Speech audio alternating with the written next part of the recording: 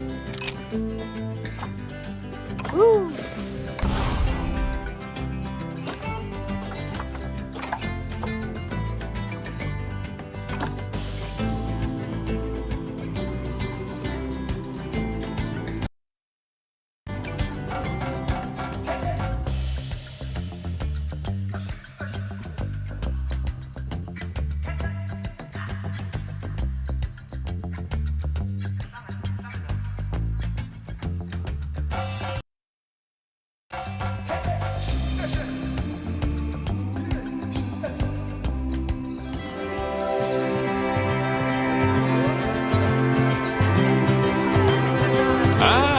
Heyo at Hematu.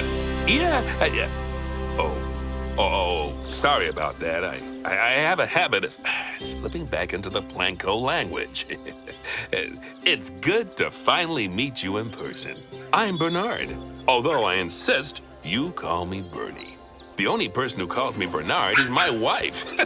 And even then, only when I've tracked elephant dung into the carpets.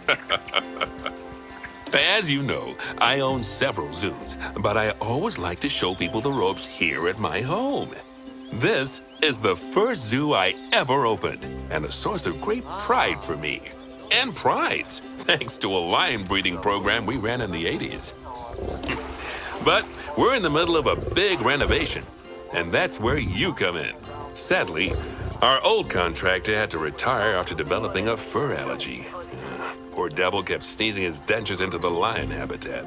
So, it's up to you to finish everything off. Don't worry, though. I'm not completely throwing you in at the deep end. My head keeper, Nancy Jones, will be lending a helping hand. Oh, she's a hard worker, and she'll expect you to be too. But I'm sure you'll get along like a house on fire, or even better, one that isn't on fire. Less shouting that way. Hello there. From that rosy, fresh face of yours, I'm guessing you're Bernie's new hire. Good. Now, I hope you're ready to ditch your diploma because we're about to get really hands-on. But before we begin the real work, how about we familiarize you with the zoo by learning how to fly around it and visiting some of our beautiful animals? We'll start by popping over and having a look-see at the grizzly bears in their habitat.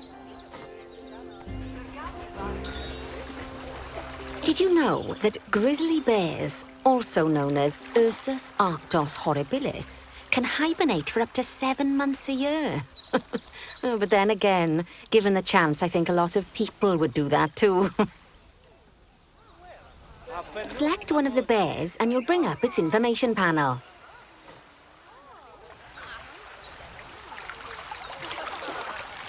This is where you can find out all kinds of information about your animal. The most important thing being its overall welfare.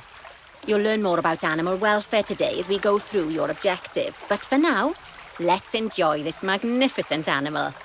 Why don't you select the camera from inside its information panel?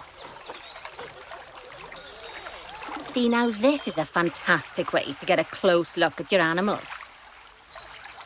Okay, when you're ready, let's pop over to the other side of the zoo and take a look at the lions. I've marked their location for you to find.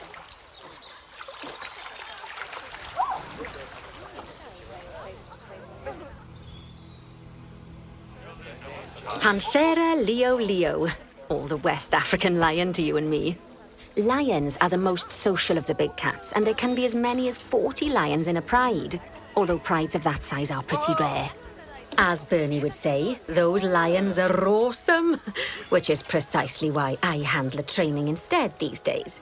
Anyway, how about we get started on those objectives? Come on, let's head over to an empty habitat and see what needs doing there. As you can see, it's a lovely space for animals, but it's missing a certain something. Well, 2 somethings. Warthogs. So I'd like you to adopt a pair of them. To adopt animals, we need to open the animal market, which is in the animal trading section.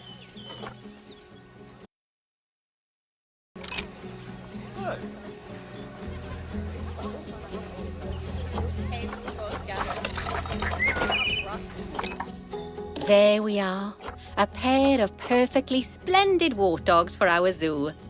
Just select them and choose Adopt. Normally, the animal exchange would be full of animals, but I've emptied out the market while you learn how it works. The last thing I need is you accidentally ordering a dozen elephants. When you adopt an animal, it's automatically placed in the trade centre where they're held until you're ready to move them into their habitat, which, as it happens, you are. So how about you move them into their new home? When you ask for an animal to be moved into a habitat, your caretakers will go to the trade centre, collect your animal, and deliver them to your selected habitat. I've marked the trade centre's location, so let's go and watch the caretakers in action. Well, as you can see, those caretakers don't hang about. They'll move those animals to their destination as fast as possible. Of course, normally we'd have to place the animals into quarantine before moving them into a habitat, but I am assured by a person of good standing that these warthogs are in the very rudest of health.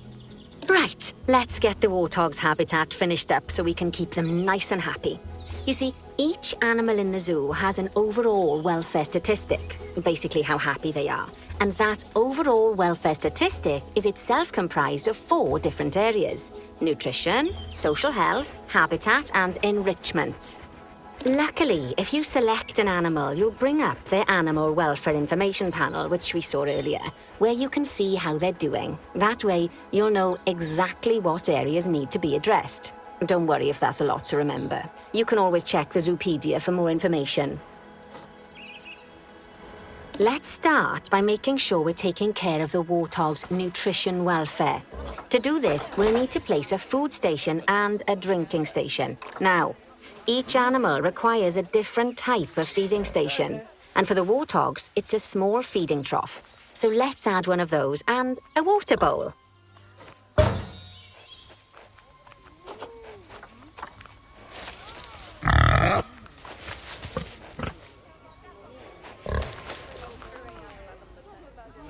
Animals also require stimulation to keep them happy. Let's add a lovely mud bath for the warthogs to roll around in. That bath will count towards their enrichment welfare, specifically their toy enrichment welfare.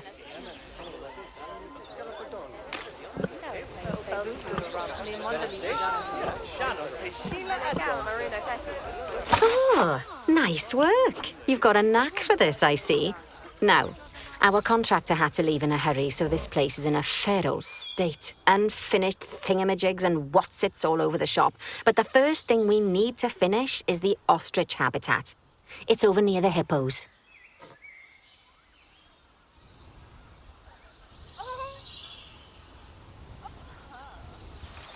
Oh, before we actually start building our ostrich habitat, let's pause time for a moment.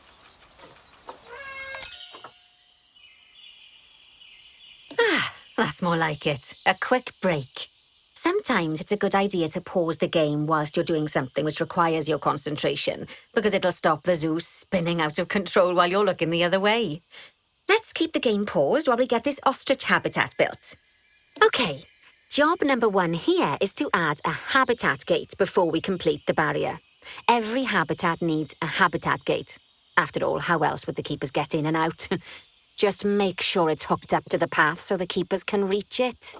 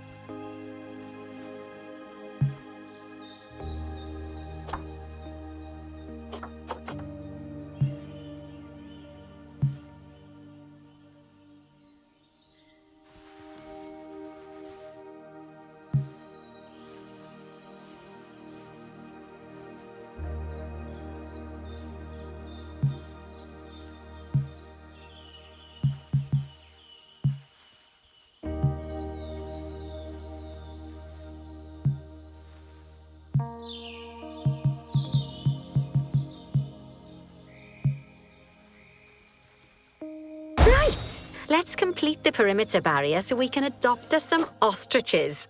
I've marked out an area for you to use, so I'd like you to finish off the perimeter using the brick barrier.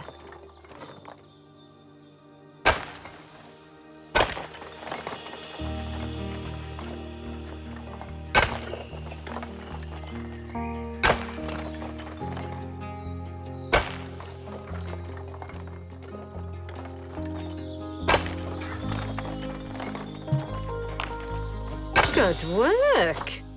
Remember, before you can place animals in any habitat, it has to have a full loop of connected barrier.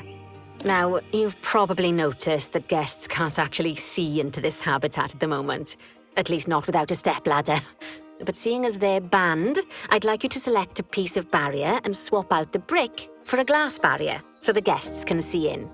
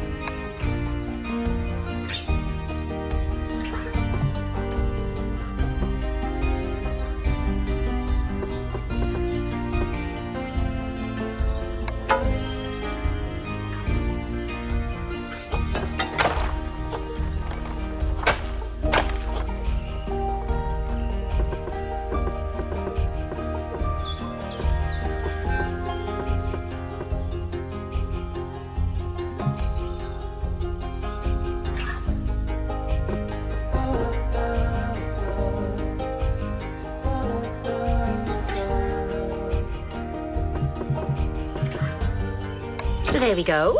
Adding in more windows gives guests even more opportunities to see the animals in a habitat. It's always best to make sure the guests can get a good view into a habitat from the path they're walking on, because it makes them happy, and because this would be a pretty terrible zoo if they couldn't. The last thing we need to do is to add a donation box. You see, when guests enjoy the view of an animal, they'll make a donation. Just make sure you put them in easy-to-reach places, like near a viewing point. Donation boxes are one of the main sources of income for the zoo, so make sure you remember them. Now, before we adopt our ostriches, you should unpause time. After all, if time's paused, then so are our caretakers, which will make it a bit tricky for them to deliver the ostriches.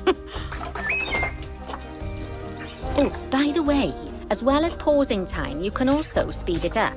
It'll run everything at 2 times and 5 times faster. It can be useful, especially if you're waiting for money to accumulate or for animals to be delivered to your habitat.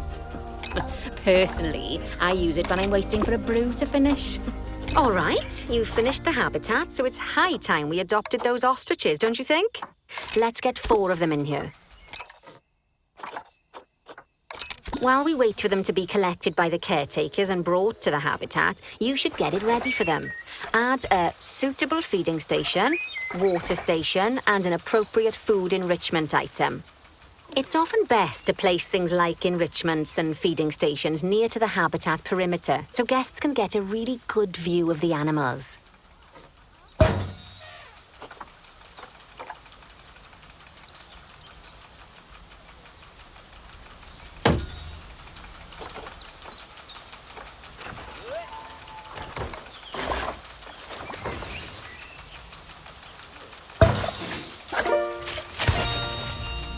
Oh, good to see the ostriches have somewhere they can really stretch their legs. Did you know they can actually run at 43 miles per hour? Oh, heaven forbid they ever escape. The speed camera fines alone would bankrupt us.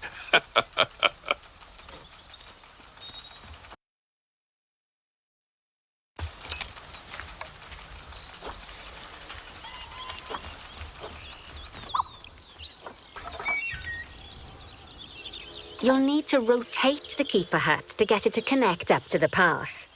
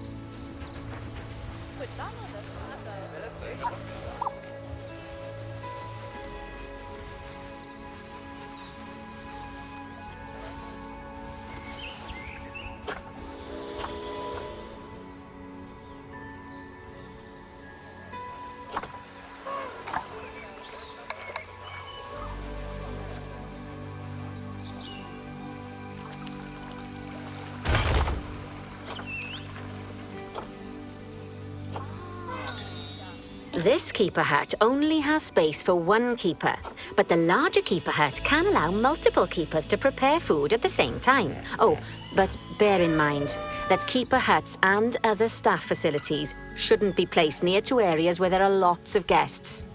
Guests don't like seeing facility buildings, and it can affect their happiness. Negatively. In case that wasn't clear. Something that all facilities, shops, and a whole host of other objects need is power. And that obviously includes your newly built keeper hut. So let's place a transformer next to it, shall we?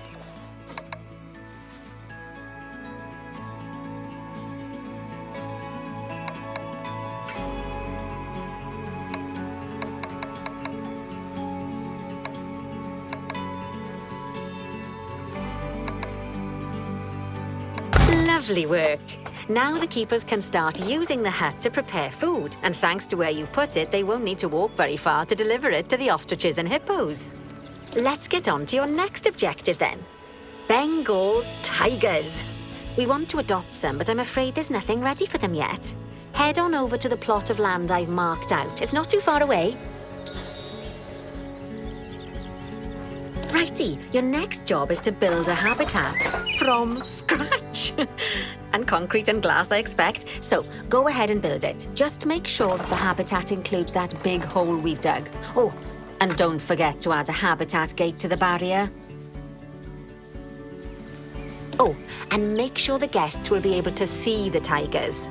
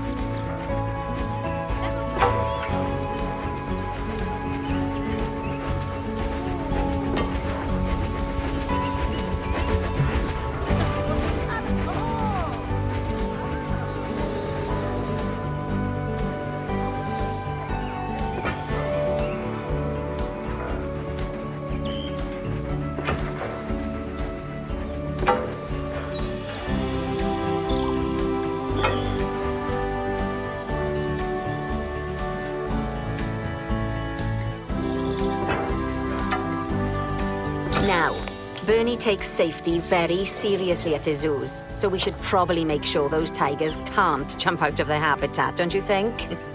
The way we'll do it is by changing the height of the habitat's barrier. Okay then, let's select the habitat barrier and then jump into barrier editing mode.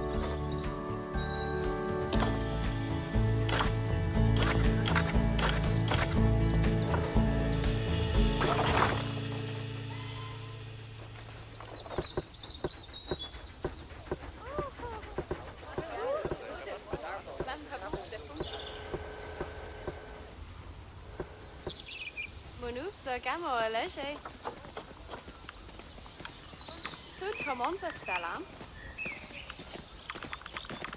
At how they abu identity. It's below herpathy.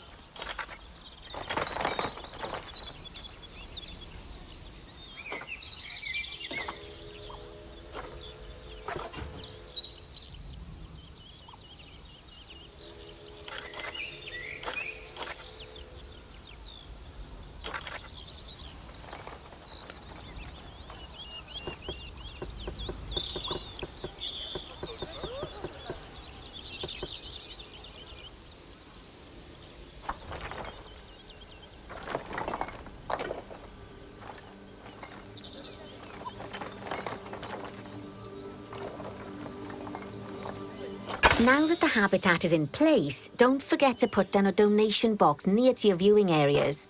We need every dollar we can get. Especially as these tigers aren't exactly eating instant noodles for lunch.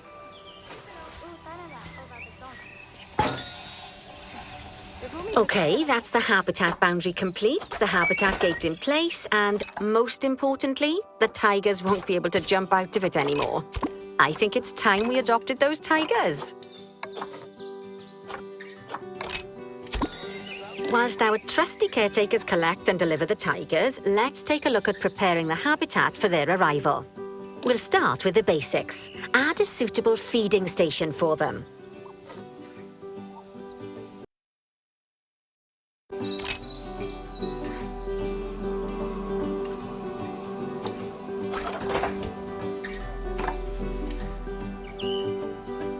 This time, instead of adding a water bowl, let's try something different. Some animals need a pool in their habitat so they can go for a swim, but they can also use it to drink from. All you have to do is make sure the banks of the pool have a gentle slope so they can easily get a nice, refreshing drink. There's already a pool excavated, but you still need to fill it with water. You should do that by going into Terrain and selecting the water tool.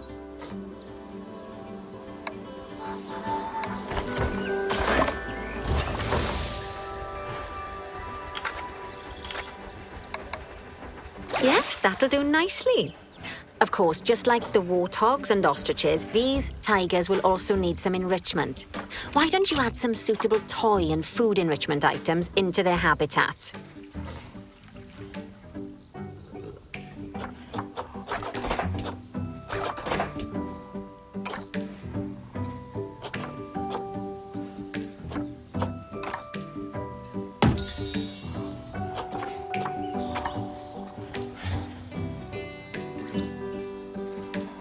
Okay, it's really starting to take shape.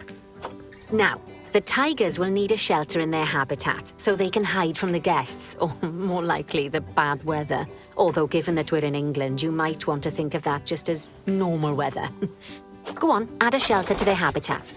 You can either build one from various suitable bits and bobs, or if you like, just pop down the blueprint that I've already built for you.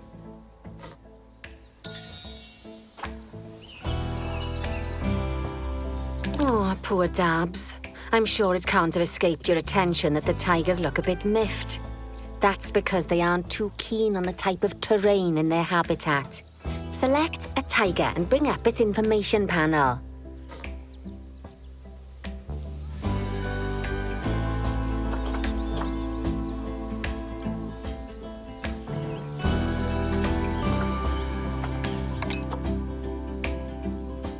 Rightio. Head over to the Terrain tab. That way you can view the terrain information and see how they feel about different types of terrain. That'll tell you what the tigers need more of or less of in this habitat. Okay then, open the terrain editing tool, select painting, and give them some more soil. Yes, that should help with the habitat part of their welfare.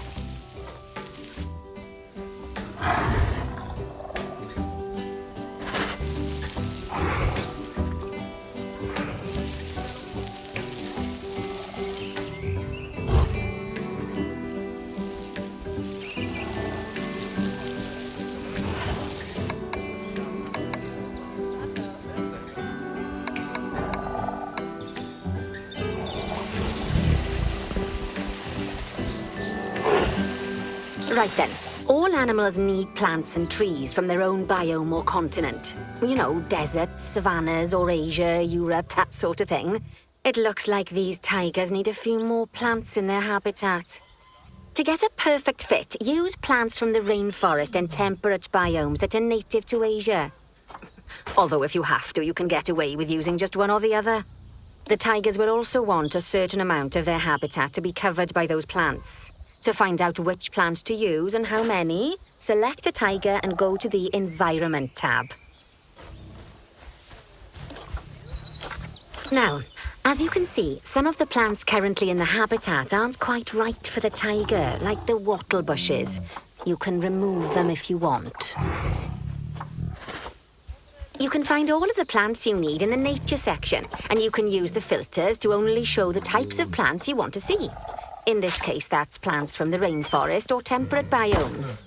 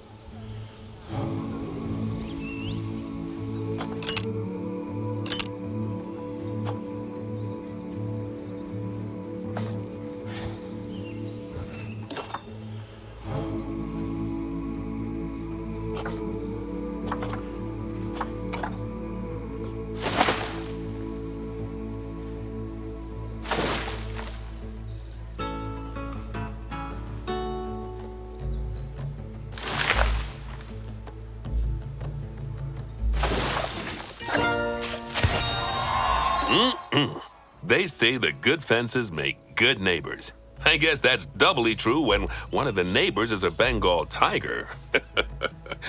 Still, those tigers look so happy that I doubt they'd leave, even if you did poke a hole in their fence. Oh, but for heaven's sake, don't test that theory. Right, let's head over to the Indian peafowls. I've been told that we need to improve their social welfare.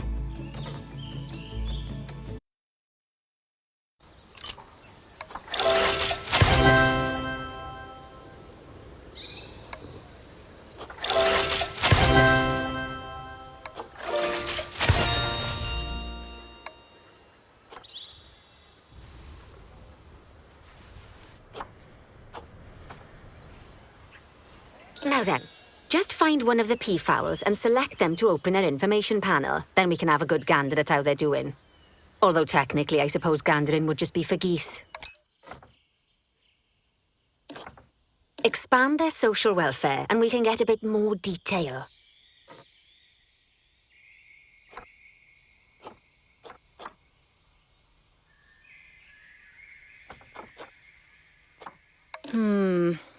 Now, they've clearly got plenty of space and they're not stressed, but it looks like their social group isn't quite right. So let's find out more. Head over to the social tab to see what's wrong. Right, as you can see, the peafowls need their population to be larger. To solve this little problem, you'll need to adopt 3 more female peafowls. Off you pop to the animal market then.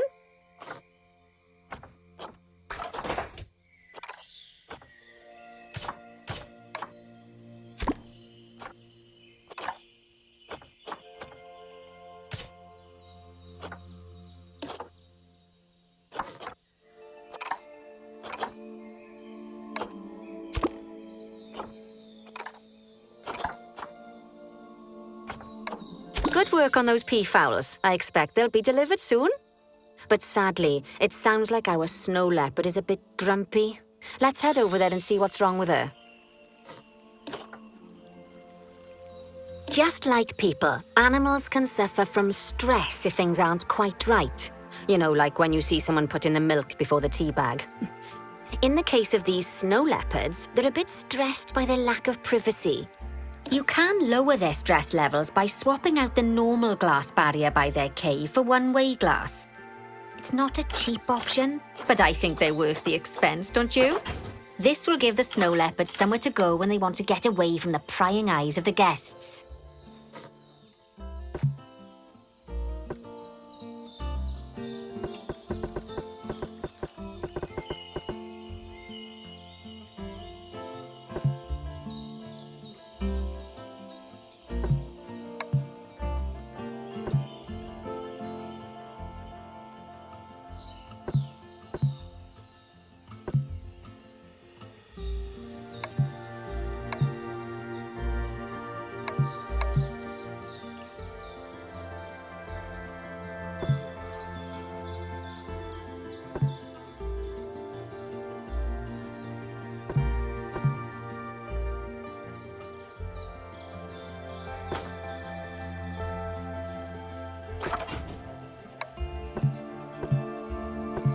Of course, when an animal isn't in its natural biome, it's probably going to be too hot or too cold.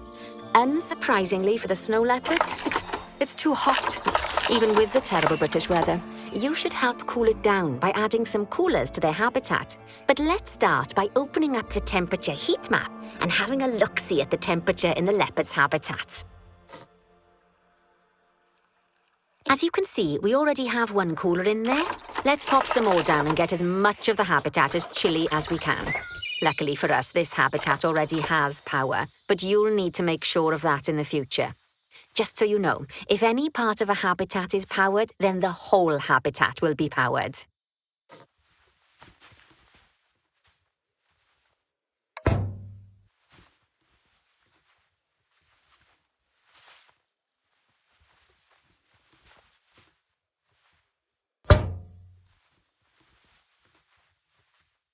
You can find heat maps for all sorts of helpful things, so do be sure to explore them and make good use of them. It'll take a little while for the temperature to adjust once you've added coolers or heaters, but now we've got the coolers in, we can address the leopards' terrain welfare. You see, what the leopards really want in here is snow and rock, so let's make that happen.